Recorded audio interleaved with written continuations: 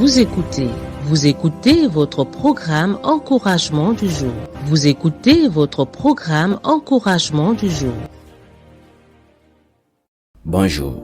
Patienter ne doit pas faire vieillir la jeunesse. Dans la vie, il y a un temps pour chaque chose. Un temps pour apprendre, un temps pour attendre et un temps pour avancer. Mais il y a aussi des moments où l'attente devient ou encore peut devenir un frein, non seulement pour soi, mais aussi pour ceux qui sont prêts à aller de l'avant. Dans l'église, dans les ministères, dans nos sociétés, il arrive que ceux qui ont fini leur course refusent de passer le relais. Ils s'accrochent à leur position par peur du changement, par orgueil ou par insécurité.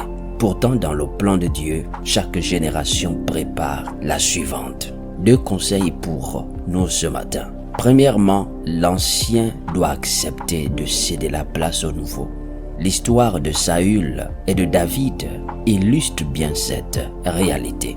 Dieu avait rejeté Saül comme roi, mais il s'accrochait encore à son trône, au point de vouloir tuer David. L'élu de Dieu, au lieu d'accompagner la transition, il est devenu un obstacle. Maintenant, ton règne ne durera pas. L'Éternel s'est choisi un homme selon son cœur, et l'Éternel l'a destiné à être le chef de son trône. 1 Samuel 13, 14. Voyez-vous, Saül aurait pu reconnaître la volonté de Dieu et préparer la relève, mais il a préféré s'opposer jusqu'à sa chute. Cette histoire nous rappelle que ceux qui refusent de céder leur place risquent de bloquer l'avancement du royaume, de la société ou voire même de la nation.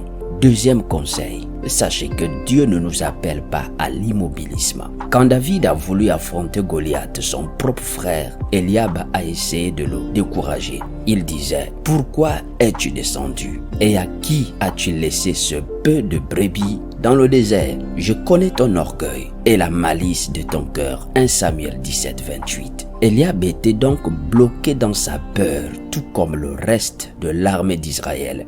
Il voulait empêcher David d'agir. Pourtant, Dieu cherchait un homme à cet instant-là, prêt à amener la nation de l'avant, prêt à faire basculer les événements de ce temps-là. Et non quelqu'un qui trouve des excuses pour rester sur place. Quelle leçon pouvons-nous retenir? Sachez que Dieu appelle des hommes et des femmes courageux qui osent avancer malgré l'opposition.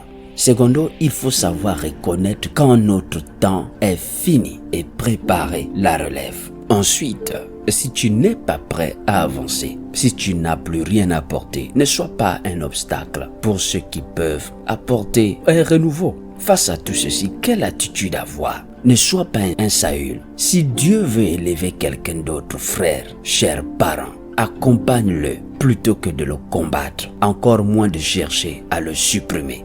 Deuxièmement, ne sois pas un Eliab. Encourage ceux qui se lèvent pour le royaume, la cité ou la nation. Troisièmement, si ton temps est fini, apprends à céder la place. Ne t'agrippe pas aux choses périssables. En conclusion, nous avons voulu dire qu'il y a un temps pour régner, un temps pour passer le flambeau. Celui qui refuse de reconnaître la fin de sa saison bloque non seulement l'œuvre de Dieu, bloque la nation, mais aussi étouffe volontairement ce que Dieu veut élever. La grandeur d'un leader ne se mesure pas au temps qu'il passe à garder sa place ou au temps qu'il passe au pouvoir, mais à la qualité de ceux qu'il forme pour prendre la relève. Si tu es encore dans ta saison de croissance, avance avec foi et persévérance, même si certains essaient de t'arrêter. Si au contraire ton temps de transition est venu, aie l'humilité et la sagesse de préparer ton départ et de passer le flambeau. Ne sois pas de ceux qui freinent l'œuvre de Dieu en retenant indéfiniment ce qui ne leur appartient pas. Le véritable héritage d'un homme et d'une femme de Dieu, d'un leader, ce n'est pas ce qu'il garde, mais ce qu'il transmet. Demeurez béni et si ce message t'a interpellé, partage-le avec quelqu'un d'autre.